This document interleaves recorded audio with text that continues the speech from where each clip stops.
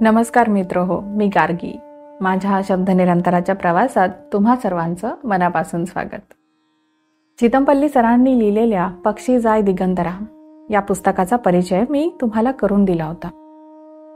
तर त्याच पुस्तकातील एक वेगळ्या धाटणीची सुंदरशी कथा आपण ऐकणार आहात. हिमावंती. अंजली त्या घरात राहायला आल्यापासून महिन्याभरातच घराची वृद्ध मालकीण राजम्मा हिने जगाचा निरोप घेतला.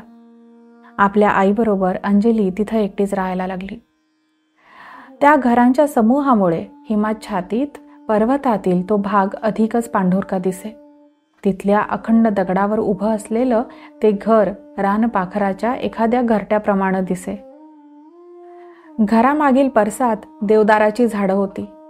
त्या सुचीपर्णी फांद्यांवर बर्फ साचल्यामुळे ती पांढरी दिसत.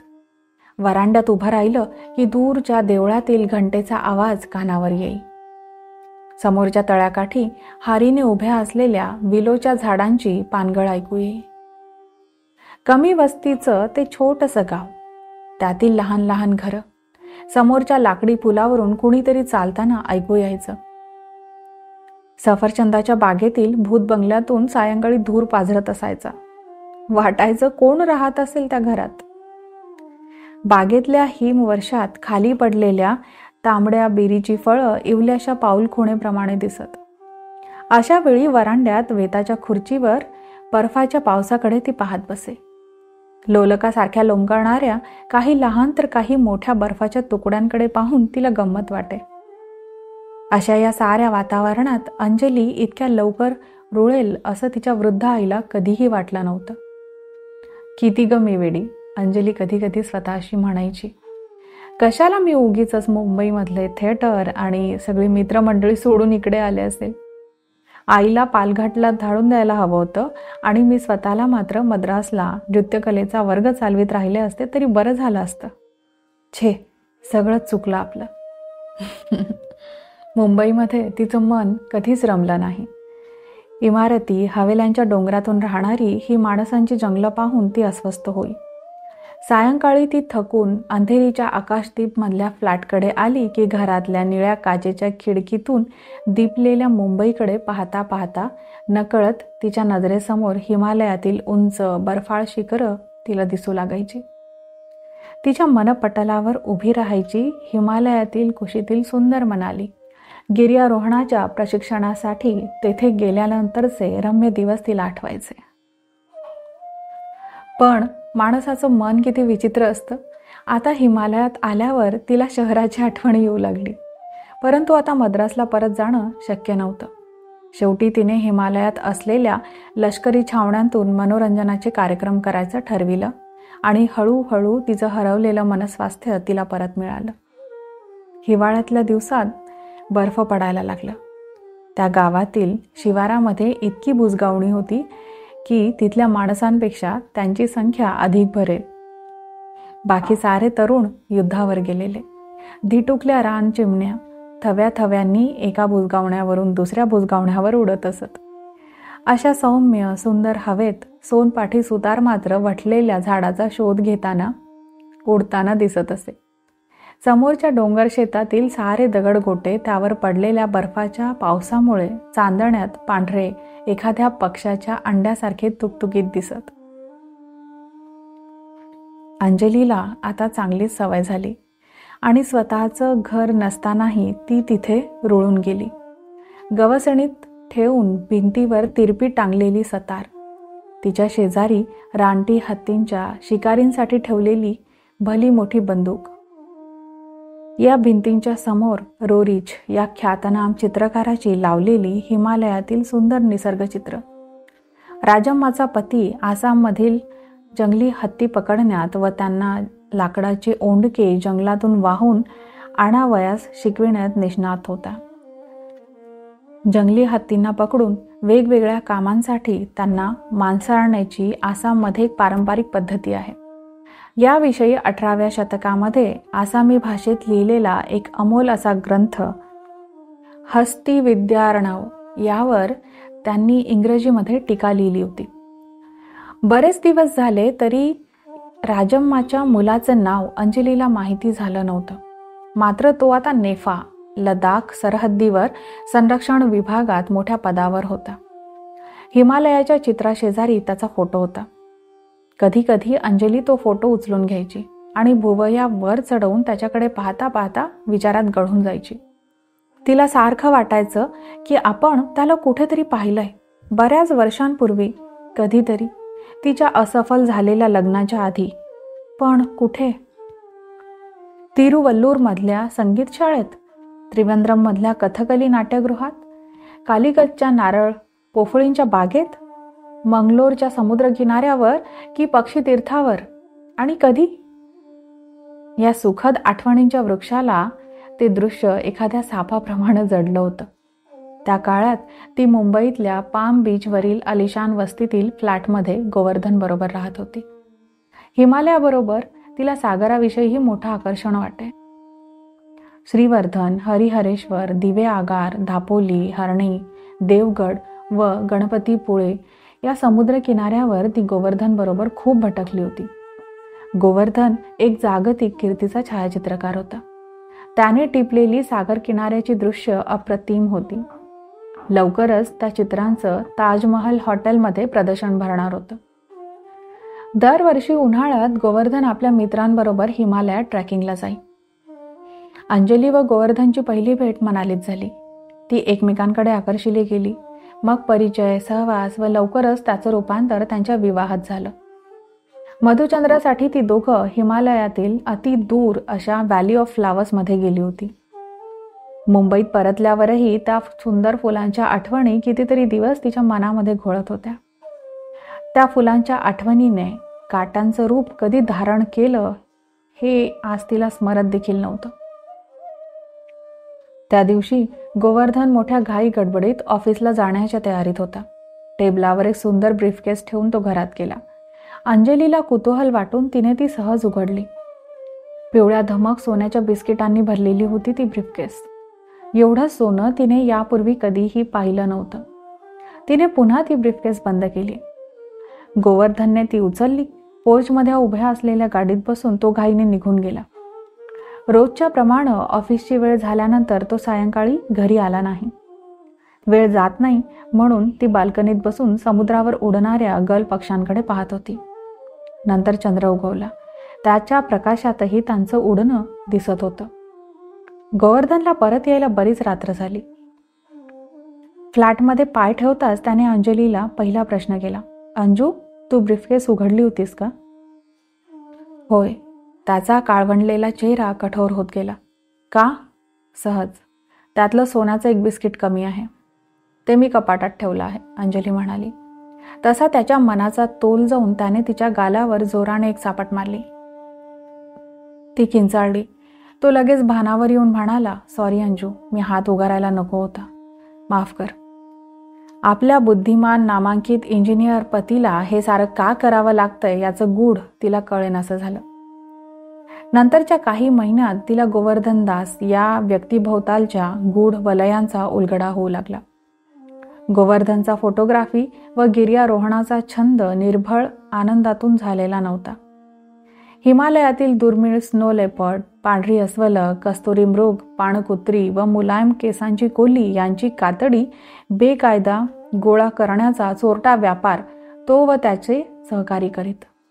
मुंबईत ती आणून सोन्याच्या मोबदल्यात विकली जात. मध्यरात्रीनंतर तो एकटाच समुद्रातून मोटार लॉन्चने कुठे जाई याचं कोडं तिला आता उलगडलं होतं. त्याचं खरं स्वरूप उघड होताच ती भीतीने शहारून गेली. तेव्हापासून ती गोवर्धनचा तिटकारा करू लागली होती. काचेला तडा जावा तसं त्यांचं प्रेम दुभंगलं. एके दिवशी अंजली सुटकेस घेऊन कोचिंगच्या डब्यात बसली. गोवर्धन तिला निरोप द्यायला स्टेशनवर आला होता. अंजली काहीच बोलली नाही. गाडी सुटली. गाडी स्टेशनाबाहेर गेली तरी निरोपासाठी वर केलेला हात गोवर्धन विमनस्कपणे हलवीत असलेला अंजलीच्या ध्यानात आल्या वाचून राहिला नाही. तो निरोप अखेरचा ठरला. अंजली पालघाटात आपल्या आईकडे राहायला गेली. चित्रपटातील एखाद्या नावडत्या दृश्यासारखा हा सारा प्रसंग तिच्या दृष्टीपुढे नकळत येई. ती प्रयत्नाने पुन्हा भानावर येई. आता तिच्या हातामध्ये असणाऱ्या फोटोकडे पाहत ती म्हणाली, किती रुबाबदार आहे हा. तो विशाल भालप्रदेश, अनंतात पाहणारी त्याची दृष्टी, तरी किती साधा. माझ्या मनाचा त्याने पूर्ण ताबा घेतलाय आणि पूर्वस्मृतींना तो जागा करतोय. मग मी हे सारं विसरले तरी कशी? ती अस्पष्ट स्वरामध्ये पुटपुटे. बेटा अंजू, कोणाशी बोलते आहेस तू? आई स्वयंपाकघरातून ओरडून विचारी. सतारीशी, अंजली हसत हसत म्हणे. हिवाळ्याच्या मध्यावर वृद्ध राजम्माच्या नावाने पत्र यायला लागली, हिरव्या सुवाच्य अक्षरांमध्ये लिहिलेली. अंजलीने ती राजम्माच्या टेबलावर ठेवून दिली. एका रात्री ती जागी झाली. अंधार वाढत असला तरी घरात दिव्यांची जरुरी वाटत नव्हती. आसमंतातील देवदार वृक्षांवरील हिमतुषाराच्या परावर्तित प्रकाशाने अर्ध अधिक निवासस्थान उजळलं होतं. शेगडीमध्ये जळणाऱ्या देवदाराच्या ढलप्यांचा नारंगी ज्वालेसमोर तिचा चेहरा आनंदाने उजळून गेला होता. राजम्माने पाळलेला चकोर पक्षी त्याच्या नेहमीच्या निवाऱ्याच्या जाग्यावर चोच पंखांमध्ये खुपसून झोपला होता. अंजलीने अंगावर शाल लपेटून घेतली. राजम्माच्या मुलाच्या अभ्यासिकेचं दार उघडून ती आत गेली आणि खिडकीजवळ जाऊन थबकली.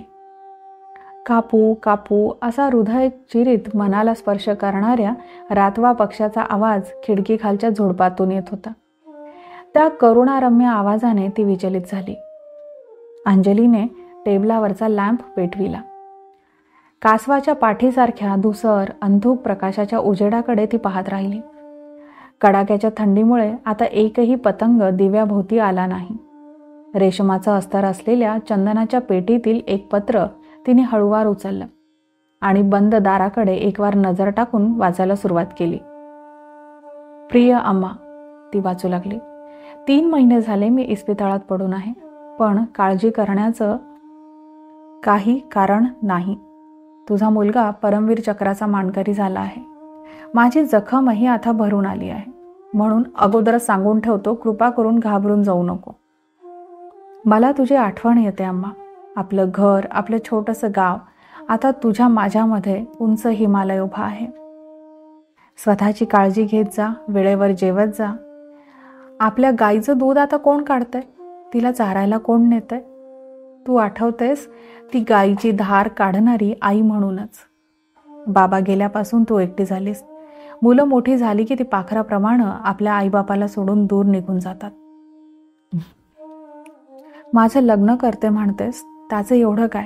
जंगलात राहणाऱ्या व सैन्यात नोकरी करणाऱ्याशी कोण सुजाण मुलगी लग्न करण्याचा वेडेपणा करील?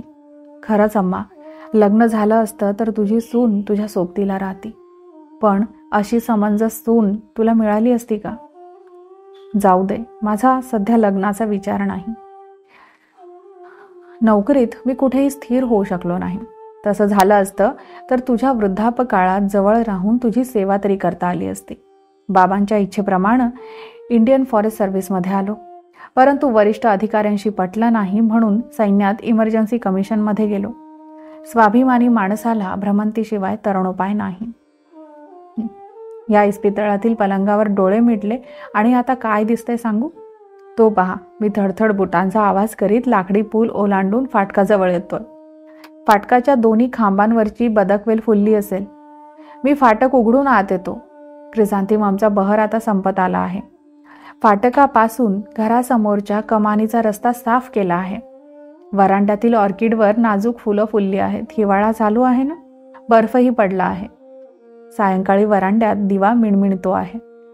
उंच आकाशातून पहाटेच्या अंधारात क्रॉन्स पक्षाचा थवा एखाद्या तुतारीसारखा आवाज काढीत दक्षिणेकडे जात आहे. सायबेरियातील अतिथी रानबदकांच्या सावल्या चांदण्या रात्री आपल्या घरावरून झरझर जात आहेत. शेकोटीत जळत असलेल्या देवदाराच्या ढलप्यांचा नारंगी प्रकाश पडला आहे. पहाटे उठून मी टेबलाजवळ बसलो आहे. दिव्याची रत्नाकीळ प्रभा पांढऱ्या कागदावर पडली आहे. तू दिलेली गरम कॉफी घेत मी लिहिण्याच्या पूर्वतयारीला लागलो आहे. चिंतनात मग्न आहे. मला खूप लिहायचं आहे अम्मा. अम्मा, इतक्या लांबूनही मी साऱ्या गोष्टींवर किती प्रेम करतो. अगं गंमत नव्हे, लढाईच्या धामधुमीतही मला या साऱ्या गोष्टींची आठवण होत होती. मी केवळ माझ्या देशासाठी लढत नव्हतो, तर हिमालयातील कुशीतील आपल्या छोट्या गावासाठी, तिथली देवदारांची सुंदर वनं, तळ्याकाठचे विलोप, देवळासमोरचे चिनार, चर्चजवळ असणारी ख्रिसमसची झाडं, आपली बाग, आपला चकोर, या साऱ्यांसाठी. प्रकृती बरी झाल्यावर माझी इस्पितळातून सुटका होईल. एखाद वेळी मला घरी येण्याची परवानगीही मिळेल. पण निश्चित काही नाही. तेव्हा तू माझी वाट पाहू नकोस. अंजलीने पत्र खाली ठेवलं. दुसऱ्या दिवशी अंजलीने माळ्याकडून स्वतःच्या देखरेखीखाली फाटकापासून घरापुढच्या कमानीपर्यंतचा रस्ता बर्फ काढून साफ करून घेतला. खूप वाढलेल्या वेलींच्या ओझ्याने कमान वाकली होती. ती कापून छाटून घेतली. कुंपणाच्या भिंतीवरील शेवाळ्याच्या जाड थरातून फर्न वाढलं होतं. तिनं ते दिवसभर श्रमून स्वच्छ केलं. त्या दिवशी अंजली बरीच आनंदात होती. देवव्रतच्या अभ्यासिकेतील पुस्तकावरची धूळ ती स्वतः एक एक पुस्तक हातात घेऊन एका स्वच्छ पातळ फडक्याने झाडीत होती. तिथली ग्रंथसंपत्ती पाहून ती आश्चर्यचकित झाली होती. रवींद्रनाथ टागोरांच्या कथासंग्रहातील नष्टचीड, चेखवची डॉक्टराविषयीची कथा, लुईजी पिरांदोलोची ब्लेड ऑफ ग्रास, के अब्बासची दीप विसर्जन, या कथांमध्ये निळ्या पिसांची खूण दिसल्यावर तिनं त्या कथा तिथेच स्टुलावर बसल्या बसल्या आधाशीपणे वाचून काढल्या. तिच्या मायभूमीच्या एका कन्येची के अब्बासने लिहिलेली अलौकिक प्रेम कहाणी वाचून तिने मूकपणे अश्रूही ढाळले. आपल्या जपानी प्रेयसीला, नंतर व्यथित हृदयाने जगभर शोधित भटकत असलेल्या त्या अमेरिकन कथाकाराची पर्ल ही कथा तिच्या मनाला स्पर्शून गेली होती. मनाच्या अशा या तरल अवस्थेत ती उठली. देवव्रत ज्या टेबलाजवळ लिहायला वाचायला बसे ते टेबल तिने नीट मांडून स्वच्छ पुसून घेतलं. लॅम्पची काच रांगोळीने चकचकीत केली. वातीची काजळी काढून ती कात्रीने नीट कापली. सायंकाळी तो लॅम्प लावला. वरांड्यात क्षमादानावर दुसरा लॅम्प ठेवला. वात बारीक केली आणि सतारीच्या तारा छेडल्या. सारं घर संगीताच्या मधुर सुरावटीवर नाचायला लागलं. तिने वाजवणं थांबविलं. लहानपणी ती दीप विसर्जनासाठी जाई. पेरियार नदीमध्ये दिवे सोडताना जो आनंद प्रकाश तिच्या मुखावर असे, तोच भाव आज तिच्या चेहऱ्यावर दिसत होता. तिच्या आईला ते जाणवलं. बेटा अंजू, एवढा कसला आनंद झालाय? अंजली तिच्या खांद्यावर मान टाकीत म्हणाली, आई, काही नाही. त्याच वेळी गाडीमध्ये बसलेल्या लेफ्टनंट देवव्रताच्या मनात येत होतं की आपल्याला आईबरोबर एखाद्या दिवसापलीकडे जास्त काही राहता येणार नाही. सुट्टी थोडीशीच मिळाली आहे. हिमालयातील घाट रस्त्यावरून रेल्वेच्या गावाला येण्याच्या प्रवासानेच सारा वेळ घेतला होता. दिवसा गाडी त्या छोट्याशा गावाला पोहोचली. तो गाडीतून उतरला तर त्याची आत्या हातात भगव्या रंगाची पताका घेऊन त्याच गाडीमध्ये चढताना त्याला दिसली. ती यात्रेला निघाली होती. त्याने जवळ जाऊन तिचं कुशल विचारलं. ती डोळ्यात पाणी आणून म्हणाली, तुझ्या अम्माच्या अंत्येष्टीला आला नाहीस रे तू. तूच तर होतास तिचं सगळं काही. तिच्याकडून कळलं की आईला जाऊन 1 महिना उलटून गेलाय आणि मुंबईहून आलेली एक तरुण गायिका तिच्या आईबरोबर सध्या आपल्या घरात राहत आहे. पदराच्या टोकाने डोळे पुसत आत्या गाडीत बसली. देवव्रत खाली मान घालून तिथे खिडकीजवळ उभा होता. देवा, तुला रडणं येत नाही ते? आत्या त्याला विचारित होती. गाडी हलली. आत्याचा निरोप घेऊन तो स्टेशनच्या बाहेर पडला.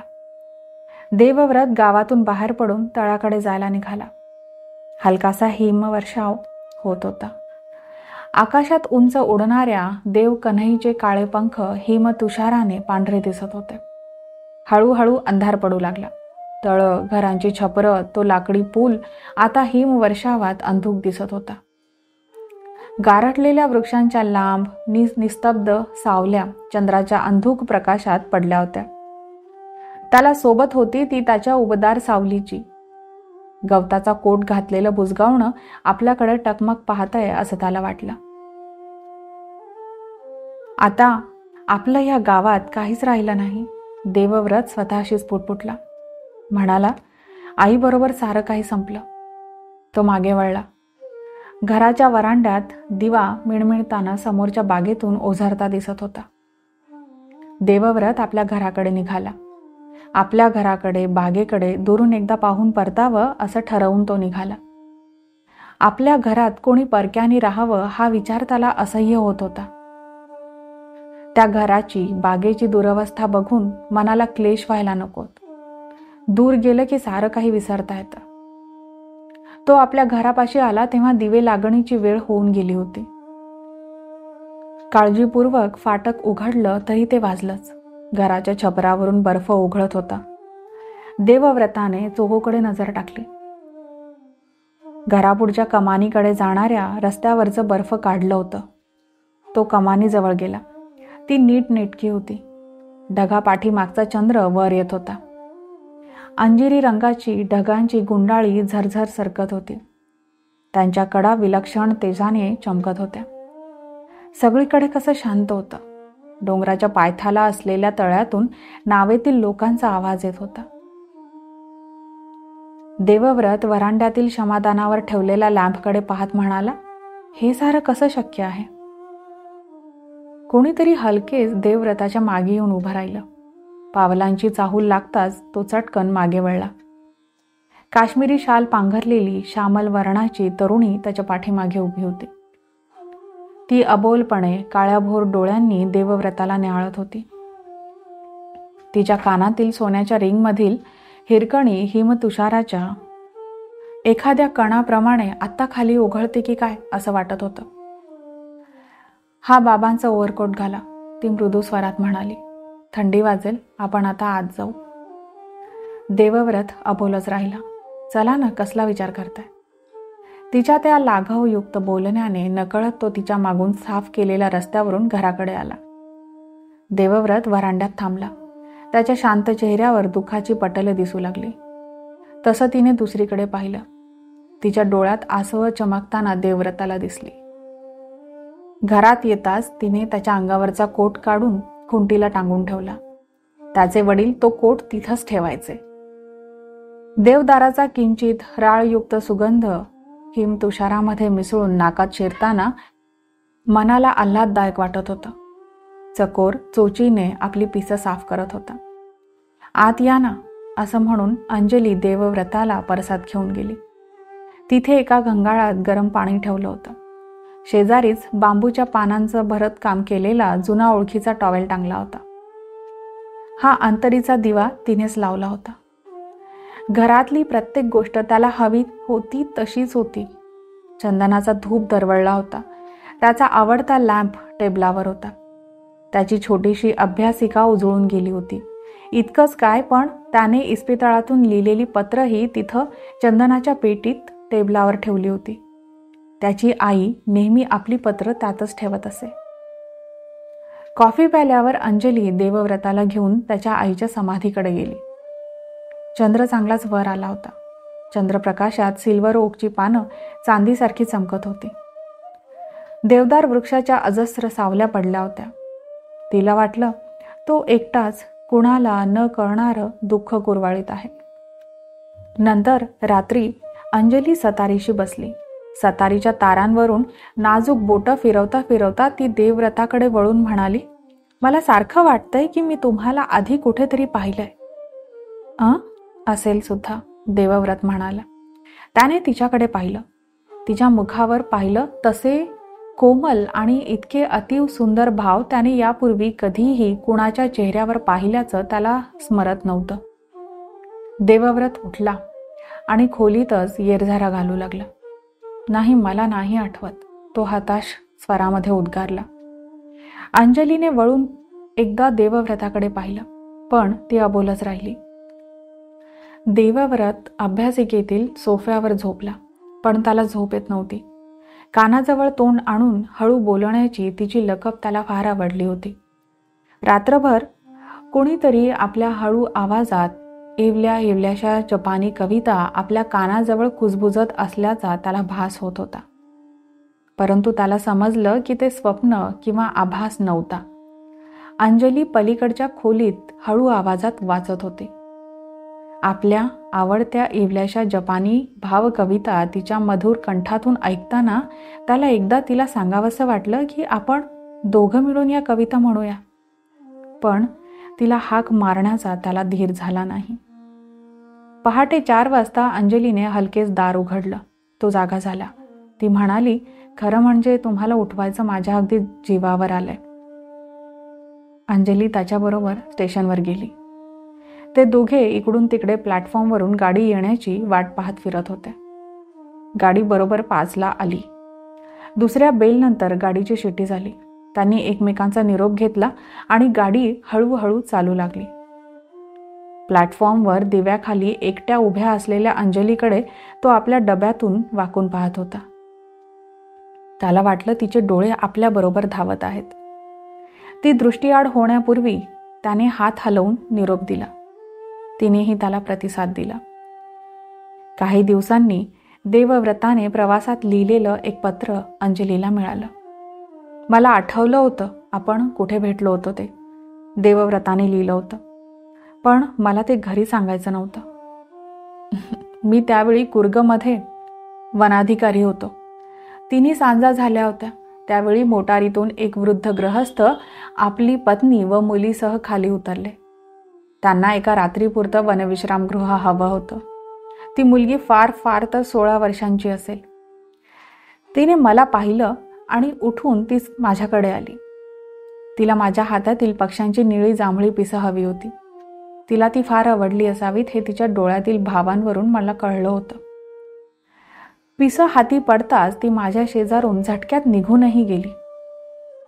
शेकोटीतील नारंगी ज्वाला आठवाव्यात, मात्र शेकोटी आठवू नये. अंगाचा बाह्याकार दाखविणारी शाल आठवावी आणि शालीचा रंग आठवू नये. स्वप्नाळू चेहऱ्यांच्या ओठांवरचं स्मिताचं स्मरण व्हावं, पण चेहरा आठवू नये असं काहीसं झालंय. ती तूच होतीस. माझी चूक होणार नाही. त्यावेळी मी मनाशी म्हटलं की मला पुढच्या आयुष्यात सुखी करणं अथवा दुखी करणं हिच्याच हातात आहे. हिच्यावर मी माझ्या सर्वस्वासह प्रेम करेन. हिला काहीही करून शोधून काढलं पाहिजे. पण आज तरीही मी पुढाकार घेतला नाही. का ते माझं मलाच तरी कुठं कळलंय. ज्या वनमार्गावरून तू मला एकदाच दिसून नाहीशी झालीस तो रस्ता आणि कुर्ग मला तेव्हापासून फार आवडायला लागलेत. दैवाची माझ्यावर कृपा झाली आणि तू मला परत भेटलीस. आता सर्व काही सुरळीत होणार असेल आणि मी तुला हवा असेल तर मी सदैव तुझाच आहे. मी माझ्या आईच्या टेबलावरची पत्र पाहिली आणि मला सगळा उलगडा झालाय. तू माझ्यासाठी सारं काही केलंस म्हणून मी खरंच तुझा फार आभारी आहे. पत्र वाचून अंजलीने बाजूला ठेवलं आणि भरलेल्या डोळ्यांनी बाहेरच्या बर्फाच्छादित बागेकडे पाहत ती स्वतःशी म्हणाली, कमाल आहे. मी कधी कुर्गला गेलेच नाही, कधीही नाही. पण आता त्याचा काय उपयोग. आता त्याचा गैरसमज दूर करून काय मिळणार आणि माझा तरी. तिने आपल्या डोळ्यांवरून हात फिरवला आणि हळूच हसली. खिडकी बाहेर सारंच चमकताना दिसत होतं. मावळणाऱ्या सूर्याच्या अद्भुत संधी प्रकाशाने धवले शिखरं गुलाबी दिसू लागली. त्याच्या उतारावरील निळी हिरवी देवदाराची जंगलं, सगळं सुंदर. मित्रहो, हिमावंती ही कथा इथे संपते. या कथेवर मी माझं काही मत व्यक्त करणं मला योग्य वाटत नाही. पण तुम्हा सर्वांना ही कथा कशी वाटली हे मला नक्की कळवा. आता मी आपला निरोप घेते. आपण पुन्हा भेटू एका पुस्तकासह किंवा एखाद्या कथेसह किंवा एखाद्या सुंदरशा लेखासह. तोपर्यंत आजच्या या कथेवर नक्की चिंतन करा आणि भरपूर वाचन करा. धन्यवाद.